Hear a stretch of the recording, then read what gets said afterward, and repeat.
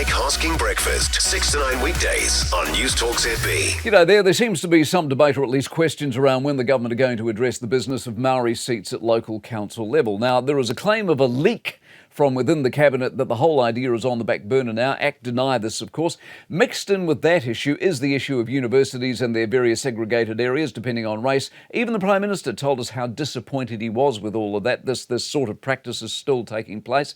The irony appears to be that it not only takes place, but has been taking place for a while, and in many institutions all over the country, and they defend it in a defiant sort of middle finger kind of way. Now, why this is important is not just because it's wrong, and it's a wrong that needs to be addressed, but it's a specific issue that this government, and indeed all three parties within the government, have made a big deal of. And at least in part to this point, they have done nothing about it. And that goes to delivery, and delivery goes to reputation.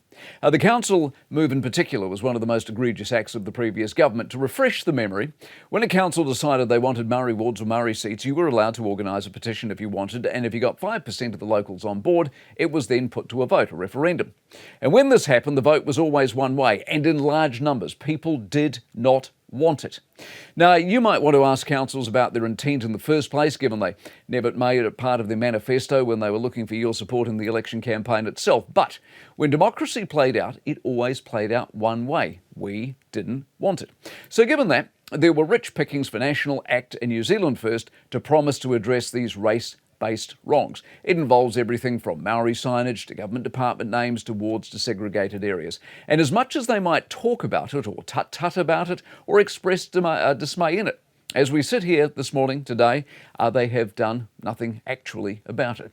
And now we apparently have leaks or rumours suggesting it's not happening anytime soon. Question? Why? Surely the last government got famous for all talk, no delivery. Why would you be looking to follow that up with more of the same? The Mike Hosking Breakfast, 6 to 9 weekdays on Newstalk ZB.